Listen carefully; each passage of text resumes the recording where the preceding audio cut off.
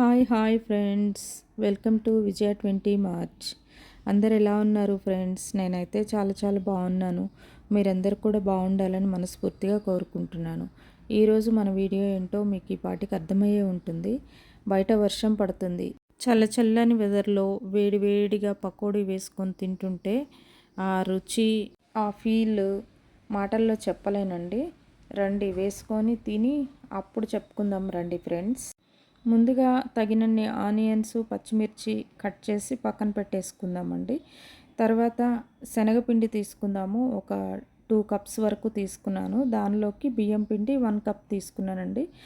బియ్యం పిండి వేయటం వల్ల పకోడీ క్రిస్పీగా, క్రంచీగా తినడానికి చాలా బాగుంటుందండి. సాఫ్ట్గా, మెత్తగా కావాలి అనుకునే వాళ్ళు బియ్యం పిండి స్కిప్ చేస్తే సరిపోతుందండి. తర్వాత దీనిలో ఇందాక కట్ చేసి పెట్టాం కదా ఆనియన్, పచ్చిమిర్చి, అవన్నీ వేసేసుకుందామండి. పొరలుగా తీసేసి విడదీసి వేసుకుందాము. పొట్ట ఉబ్బరం లేకుండా ఉండడానికి గాను కొంచెం వాము వేసుకుందామండి. వాము వేస్తే కనుక పిల్లలకు కానీ పెద్దవాళ్ళకి కానీ ఎవరికైనా బాగుంటుందండి. వాము డైజెషన్కి మాత్రమే కాకుండా వెయిట్ లాస్లో కూడా చాలా బాగా యూజ్ అవుతుందండి. తర్వాత ధనియాలు వేసుకుంటారండి కొందరు, బట్ నేనైతే ధనియాల పౌడర్ వేసాను.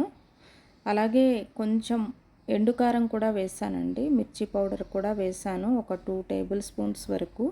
పచ్చిమిర్చి అంత ఘాటుగా లేవండి, అందుకని వేసాను. అలాగే సాల్ట్ కూడా తగినంత వేసేసానండి. ఆయిల్ ఎక్కువగా పీల్చకుండా ఉండటానికి గాను సోడా సాల్ట్ వేసానండి. కొంచెం, ఎంత జస్ట్ ఒక చిటికెడు సరిపోతుందండి, వేసేసాను. ఇవన్నీ వేసి ఫస్ట్ డ్రైగా మిక్స్ చేశానండి. తర్వాత వాటర్ వేసుకొని ఎక్కడ ఉండలు లేకుండా పిండి మొత్తాన్ని ఈవెన్గా కలిపేసుకోవాలండి. ఆనియన్స్లో కూడా వాటర్ వస్తుంది కదండి, అందుకే చూసి కలుపుకోవాలి. వాటర్ ఎక్కువైందంటే కనుక పకోడీ ఆయిల్ ఎక్కువగా పీల్చేసుకుంటుందండి. అది మన హెల్త్కి అంత మంచిది కాదు కాబట్టి చూసి వేసుకోవాలి. ఒకవేళ వాటర్ ఎక్కువైతే కనుక ఇంకొంచెం పిండి యాడ్ చేసుకోండి. ఇదిగోండి మొత్తం నీట్గా కలిపి పెట్టేశాను. పక్కకి ఒక 10 నిమిషాలు అట్లా పక్కకు పెట్టేసుకొని ఇప్పుడు మనము ప్యాన్లో ఆయిల్ వేసుకోవాలండి. ఆయిల్ హీట్ అయ్యే వరకు ఈ పిండి కూడా మంచిగా నానిపోతుంది. ఆయిల్ వేసేస్తున్నాను. కడాయి పెట్టేసుకొని మీడియం ఫ్లేమ్లో పెట్టుకుందామండి. హై ఫ్లేమ్లోనూ పనికిరాదు, లో ఫ్లేమ్లోనూ పనికిరాదండి. మీడియంగా పెట్టేసుకొని ఆయిల్ హీట్ అయిందండి. అదిగో బబుల్స్ వస్తున్నాయి కదా. ఇప్పుడు మనము పకోడీలు మెల్లగా వేసుకుందామండి. వెదర్ కూల్గా ఉన్నప్పుడు మీకు కూడా ఈ పకోడీలు, బజ్జీలు ఇవన్నీ గుర్తొస్తాయా? మీరు కూడా చేస్తారా ఫ్రెండ్స్? ఒకసారి అయితే కామెంట్ అయితే చేయండి ఫ్రెండ్స్. ఇందులో మనం హెల్త్ పరంగా చెప్పుకోవడానికంటూ ఏం లేదు. కాకపోతే అప్పుడప్పుడు తినాలనిపిస్తుంది కాబట్టి, ప్లస్ చల్లగా ఉంది అని చెప్పేసి చేస్తున్నాను అనమాట. వాము ఒక్కటే దీంట్లో మెడిసినల్ వాల్యూస్ ఉన్నది. చూసారా ఫ్రెండ్స్? చూస్తుండగానే ఉడికిపోయాయి, మంచి కలర్ వచ్చాయి. చూసారా ఫ్రెండ్స్? చాలా సూపర్గా స్మెల్ వస్తుంది. చాలా బాగున్నాయి, మంచిగా ఉడికిపోయాయి మీడియం ఫ్లేమ్లో. ఆయిల్ అయితే అస్సలు కొంచెం కూడా పట్టుకోలేదండి. మనము పర్ఫెక్ట్గా అన్నీ కలిపేటప్పుడు పర్ఫెక్ట్గా కలిపాం కాబట్టి కొంచెం కూడా ఆయిల్ పీల్చుకోలేదు. టిష్యూ వేసినా కానీ టిష్యూకి కూడా అంటుకోలేదు.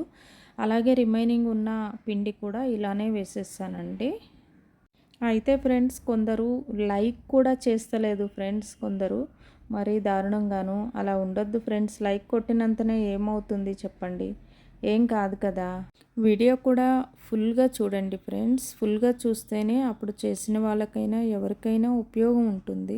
మన పకోడీ అయితే పర్ఫెక్ట్గా రెడీ అయిపోయినాయండి. అన్నీ వేసేసాను. దీన్ని సాస్తో తింటే కనుక చాలా అద్భుతంగా ఉంటుంది ఫ్రెండ్స్. ఇప్పుడిప్పుడే కుకింగ్ స్టార్ట్ చేసిన వాళ్ళు కూడా ఈజీగా చేయగలిగిన రెసిపీ అండి ఇది. ఈ వీడియో కానీ మీకు నచ్చినట్లయితే please do like, share and subscribe. Thank you.